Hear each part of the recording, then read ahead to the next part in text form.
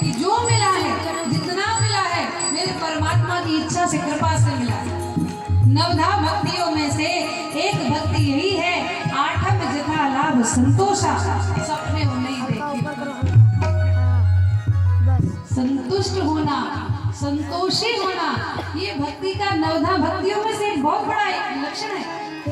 लेकिन हम सब कुछ करते हैं, मंदिर जाते हैं, व्रत करते हैं, तप करते हैं, भजन करते हैं, पर संतुष्ट कभी नहीं होते। भगवान ने इतना नहीं था, इतना दे दिए तो फिर और लंबी लिस्ट शुरू हो जाती है। आत्मदेव पंडित जी भगवान को प्राप्त करना चाहते हैं, पर संसार के लिए नहीं। जब नहीं मिले परमात्मा तो मरना चाहा, और मरना चाहा तो भगवत स्वरूप ही आज बदल करके वेश हाथ पकड़ लिया। क्यों मरने जा रहे हो? आत्महत्या करो। क्या चाहिए तुम्हें? मुझे बेटा चाहिए, संतान चाहिए।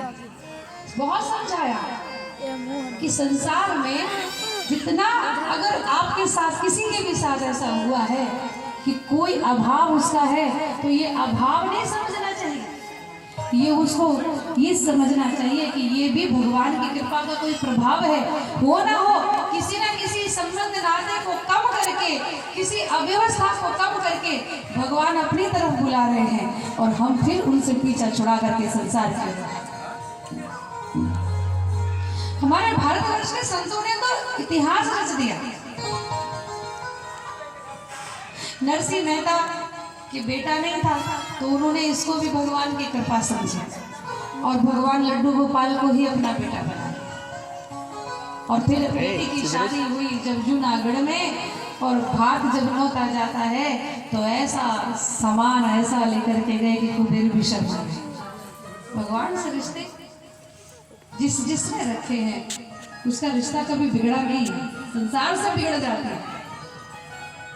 आत्मदेव पंडित जी भूल कर गए, बहुत समझाया संत ने, लेकिन समझ में कहाँ आई। मुझे तो संतान ही चाहिए।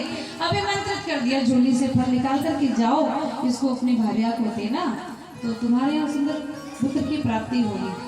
अब जो बुद्धि है, जो पत्नी है, वो तो धुंधली। धुंधली का अर्थ है कभी कभी अगर हम मार्ग से भटक जाते हैं, तो जो संत है, गुरु है, वो अपने शब्द रूपी प्रसाद हमें देते हैं।